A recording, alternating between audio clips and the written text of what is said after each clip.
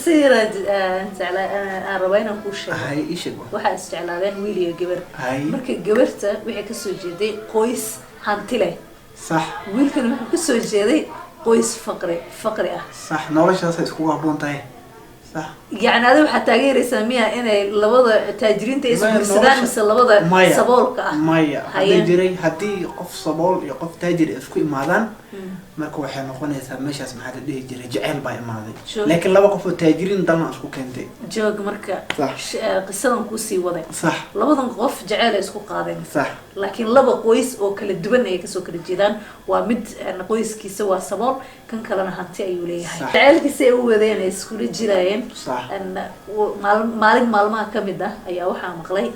gabarta aabaheed sax ayaa wuxuu maqlay inay wiilkaasi ay xiriir la leedahay sax wiilkaasina aabaha wuxuu og yahay cidda ama qoyska uu wiilkaasi uu ka soo jeedo inay tahay inuu yahay qoys sabool ah waxba haysan sax marka aabihii gabarta dhalay ayaa wuxuu dooray ama uu guda galay sidii labadan qof uu kala jari lahaa mise xiriirkaasi meesha uga saari lahaa juudi gali inuu labada qof uu kala geeyo ramzeego waa xasad marka wax jirmaan gabartiisu marka dambe وأنا دمعها تمرين وبطاطا بوكجوي ويلكن سبولك كمزيجا في النوكة تلني هاي مركا وحكوصة البضي ويريل السجا ونلاقي يكوا عذار ويا هاي وحكوصة البضي ويلكي صح والله جراعي لف بماشي دقاق يسال جدي ها مركا بطاطا ويلكي إنه صنّار كنا في مسربين ها إنه عرب ترى وربي صح بس وماس ورتجلين والد دلي والله جراعي أنا لف كستو دقاق يسال جدي برلاتي على غيري صح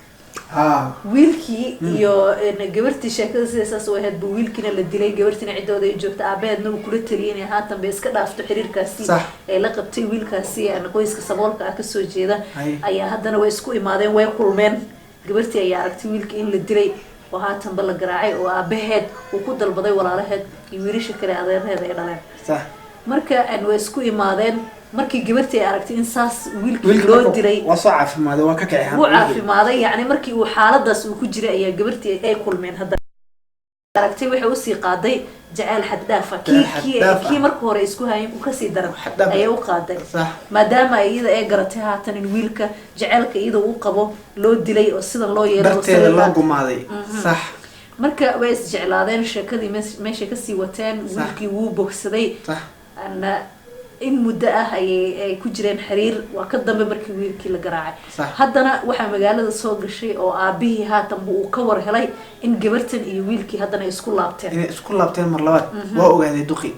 si fiican sax oo xiriirkoodii haddana ay dib ugu laabteen oo si fiican ay iskugu haatanba iskugu soo laabteen oo maalin waliba ama maalin leeyli ay kulmayaan sax aabihii marka odayga wax ka qowmay sheekadii marka waa wax walba waa sameeyay wiilkii inuu ciribtiro isku day si fiican gaalada marka jacayl wuxuu ahaa jacayl adag buu ahaa jacaylkaas waa jacayl dhab buu ahaa yani odaygii gabartani dhale ayaa wuxuu haatanba u guda galay in wiilkani uu xabsiga u taxaabo xabsi dayn uu ka dhigo oo banaan dhanba lagu arkin sax marka gabartii arrintii ka murugootay gabartii aabihii ayaa wuxuu u wacay gabartiisa marka wuxuu u sheegay in ninkan haatan uu ka dhigayo in uu xabsiga u taxaabayo guud ahaan buu ka dhigayo xabsi daay marka gabartii iyadana aabaheed wuxuu kula taliyay in haatanba guur kale ay u guda gasho oo qof kale loo guuriyo gabartiina waxaa haatan ay u guda gashay aabihii ayaa wuxuu u wacay gabartiisii marka wuxuu ku dhahay sida haatanba wiilkani uu xabsiga ugu taxaabaya iyo in la dilay waxyaabahaasi oo idin uu ogeysiyay uu kala dhaxsiiyay gabartina ala kulli xaal nin kale ayaa haatan lagu daray wiilkii xabsi daa'im buu ka dhigay gabadhina wuxuu inuu asturo nin kale ku daro adil alla hada wiilkaas ahaan leed maxaa sameyn leed صح والله horta maxaa dhigi jiray horta qisada way xanuun badan tahay waa qisada daa'id wax xanuun badan horta maxaa dhigi jiray horta cadow jacaylka cadowgiisa horta maxaa dhigi jiray Allah ka qabto marka mideeda kalena waxay tahay aniga hadda anana booska aan istaagnaa lahaa kulli hadda meeshaas ani awood ma hayna aniga odayga bandow isaaray awood kulli hadda aniga aan kasoo qabsadana ma jirin laakiin waa on waxay noqon lahayd aniga inaan iska sii jeeso marka horta waxay tahay gabadha haddii oo maxaa dhihi jiray horta wax ka weyn baa horan usoo dhacay wax ka weyn soo dhacay wiilku waa la dilay waa la gumaaday ayadoo saasay waa is adkeynaysa gabadha marka haddii inaysan haddana ugu dambeyntii oo mataqaanaa oo ay kulley ayadoo go-aanka adag leh haddana ay ku go-aansato in ninkan lagu dare maxaa dhihi jiray heraali ka noqoto horta waa qalad gabadh maxaa dhihi jaceylka haddii go-aankaada ku adkaw